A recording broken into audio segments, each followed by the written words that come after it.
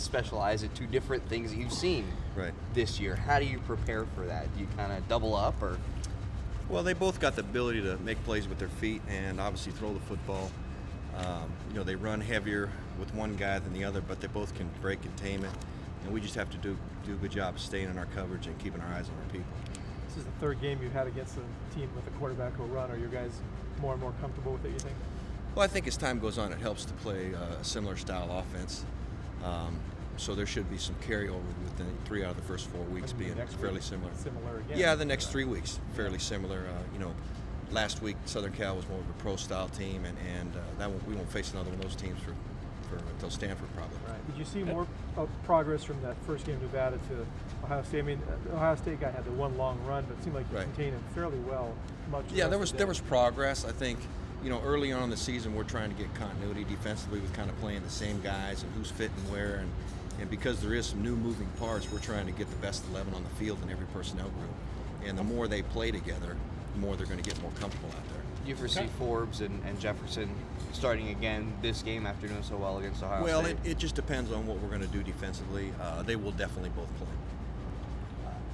But as far as yourself as a coach, when you first came here, I imagine you weren't too well versed in the spread option and the read option, coming from the NFL. Right. Now, how has it been now in your going on your 3rd year, as far as you understanding it better and designing schemes for it? Yeah, in the NFL, we only had one check, and that was it. If you got any form of wildcat or any form of quarterback run type situation, and now we have 2 defensive packages that are evolved that can handle spread style attack. So, over the course of the last 2 years, we've been able to build on that. I think the players have a good feel for it. And it's just like anything. The more you do something, the better you're going to get at it, and the more practice you're going to have at it. And I think when we can play these teams more consistently that run the same style offense, I think it lends to benefit us a little bit more instead of switching all over the place. In some ways, does that almost make it more difficult to coach defense at this level because there's so many more varieties of offense teams are playing? Well, I don't know. You're not playing the same level of guys. Right. I understand that. It's just a little bit different, and I think you got to take a lot of things into consideration when you're changing from offense to offense. You're trying to stop. You're talking about 20 hours you get with the players. You're talking about them having to worry about school. So there's a lot of factors involved where you really got to limit what you do. But on top of all those factors is the fact that you got teams that play a pro style, and you got teams that play all these different spreads and running offenses, and you don't have to deal with quite as much of that in the NFL, right? It just depends. I mean, I think right now some of the running quarterbacks have obviously leaked over into the NFL, and there's more of those concepts there in terms of having to handle the running quarterback. But the NFL is more of a passing-generated game in terms of the matchups and the receivers, and how can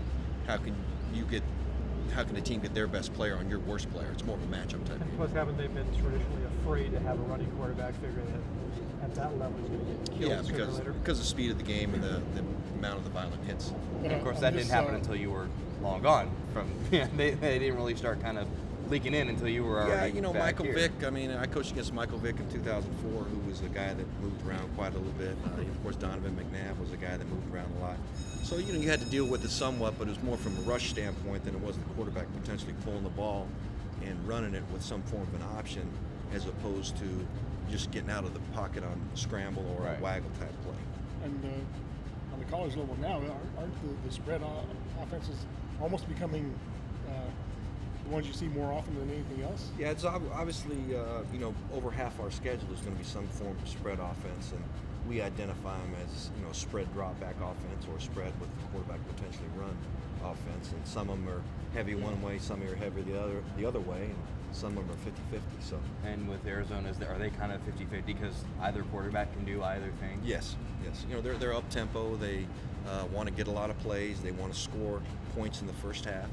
They've scored over 100 points in the first half in their 4 games, so they like to get the tempo and move it early.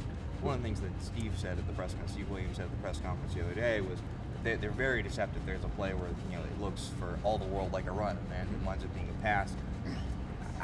Given the kind of the breakdowns and guys not keeping their eyes maybe where they should be against teams like this, how do you coach to that? Well, we just got to continue to keep working at it and making sure that guys are looking at the right stuff on a consistent basis. And when you're talking about an offense running 80 plays in a game, they can find you if you break down once or twice, which is obviously what you saw happen a couple times at Ohio State. So there's no margin for error because people are too good; they're going to find you. So, and if you put that on film where you might be somewhat of a vulnerability, then obviously teams are going to put you in positions to be able to attack you. So we just have to continue to keep coaching it, continue to keep drilling it, and continue to keep harping on it. And with that many plays, you wind up getting a little. Your eyes get tired, I would suspect. Yeah, the formation changes, the call comes in. I got to think about lining up. There's a lot of factors that are involved with a spread no huddle type team. Good. That's all I got. Thank you. All right. All right, gentlemen. Thanks, Coach. Thank you. Thanks, Clancy. Yeah,